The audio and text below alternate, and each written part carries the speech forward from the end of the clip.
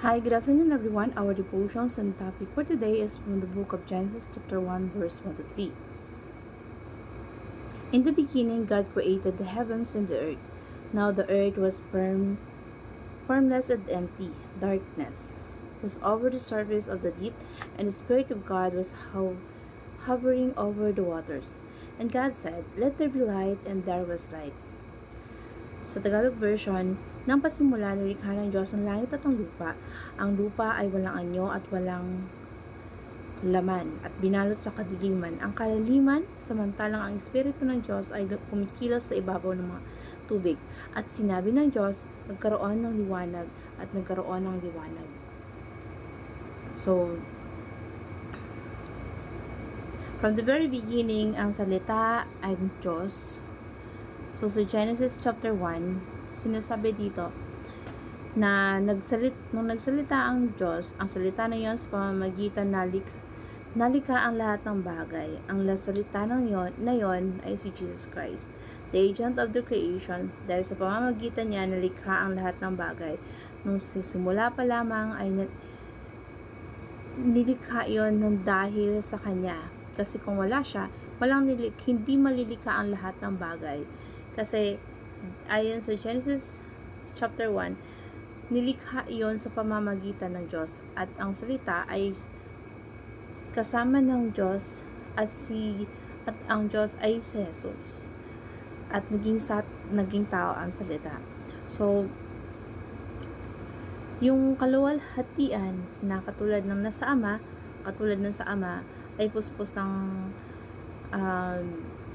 Spirit na He's the one whom God, through whom He's the yung katuruan dito na ang Diyos ay ang salita. So, dahil kapag katulad ng nagbabaptize in the Son of the Holy Spirit, the Father, Son, and Holy Spirit, na may tatlong persona. At makikita dito ang Diyos ay nagsasalita. At we have God the Father na you speak of the truth, na yung ating Panginoon nag-send ng Holy Spirit na sabi dito, "But the advocate of the Holy Spirit whom the Father will send in my name will teach you all things and will remind you of everything I have said to you." So, yung Holy Spirit na isusugo ng Ama, siya magtuturo sa iyo ng lahat ng bagay at lahat ng pwede nating malaman, yung mga essentials. Kasi dito tinuturo dito yung pinaka-importanteng doktrina ayon sa Christian historic faith na si Jesus ay nagsasalita at ang pinag-uusapan yung God the Father, isusuko yung Holy Spirit. So, yung God is three persons na may tipong persona. Kasi yung katauhan, yung pwede magturo sa'yo, nakausapin ka kung paano ka pinakausap ng Panginoong Jesucristo. So, ang bawat persona ay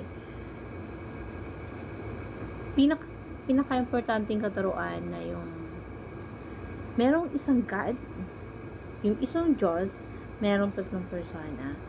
Iisa lang siya, pero meron siyang Father, Son, and Holy Spirit. And yung God the Father natin ay Diyos, yung God the Father ay Diyos, at yung Son and Holy Spirit ay hindi sila same. Ang anak, hindi anak. Ang Father, hindi pwedeng maging anak. So, there's only one God, but two persons na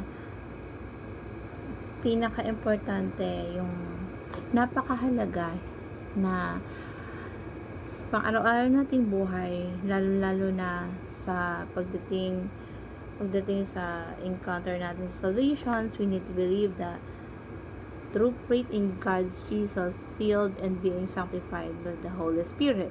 Ibig sabihin, yung Diyos Ama Niligtas tayo mula sa ating kasalanan, sa kapahamakan,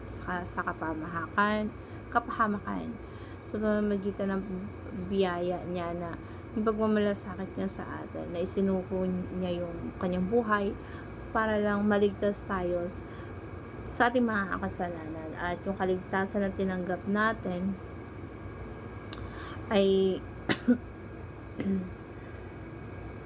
kailangan manampalataya tayo sa Diyos na para sa ikapapatawad ng ating mga kasalanan, dahil di yun natatapos ng para sa pananampalataya mo. I-declare tayo, or yung role tayo ng Santong Espiritu, yung role ng Santong Espiritu sa atin para turuan tayo kung paano tayo manampalataya at paano tayo mabago ng Espiritu Santo. At yun yung selyo na tayo ay mga anak ng Diyos, at kahit kailan hindi tayo mawawalay sa kamay ng Diyos, dahil sapagkat ang banal na Espiritu ay naninaan sa atin, at yan yung sealed na tayo ay pag-aari ng Diyos. So, God saved us through Jesus Christ, and the Spirit is the one who transformed us in every day para mamuhay tayo bilang anak ng Diyos.